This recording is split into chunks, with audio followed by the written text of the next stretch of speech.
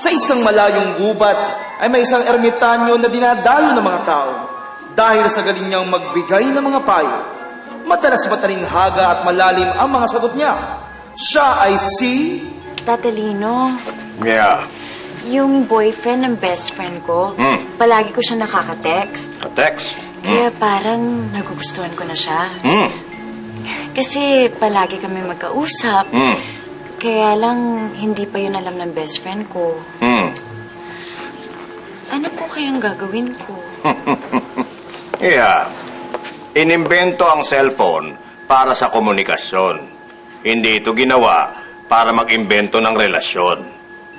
Ay, ganun po ba? Sige na nga. Salamat po, Tatalino. Sige, yeah. Tatalino, Yeah. meron kasi ako nililigawan ngayon. Maganda, sexy.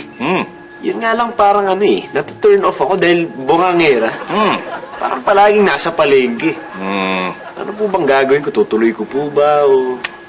Iyo. Aanhin mo ang ganda kung ang ugali walang kwenta. Aanhin mo ang katawan. Pa-experience na lang dyan. Ay, gusto nyo, Tatalino? Sige po, pag sama ko na dito next time. Sige. Minsan. Oo po, sige po.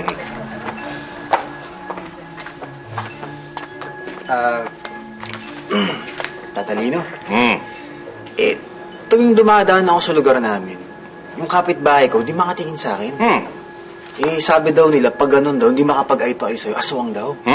Natatakot ako, Tatalino, kasi bago lang ako sa lugar namin. Ano po bang gagawin ko? Iyo. Hindi porket hindi makatingin, aswang na. Baka gusto niya lang aswangin yung nobya mong maganda. Yun ba yun? Sasabihan mo. Salamat, Tatalino. Ingat ka. Tatalino, ito na naman yung problema ko eh. Na naman. Kaka-break ko na naman. Bakit na? Niloko ako. Oh. Ano po bang mapapayo niyo sa mga tulad kong may pinagdadaanan ng manloko ng mga yan? Iha, ang babaeng iniwan, pag maganda ang kalooban, gumaganda ang kaanyuan, nakaka-jackpot ng mayaman. Maganda sila. Akala nila talaga. Yan, ang yung tanda. Tatalino, maganda ba ako?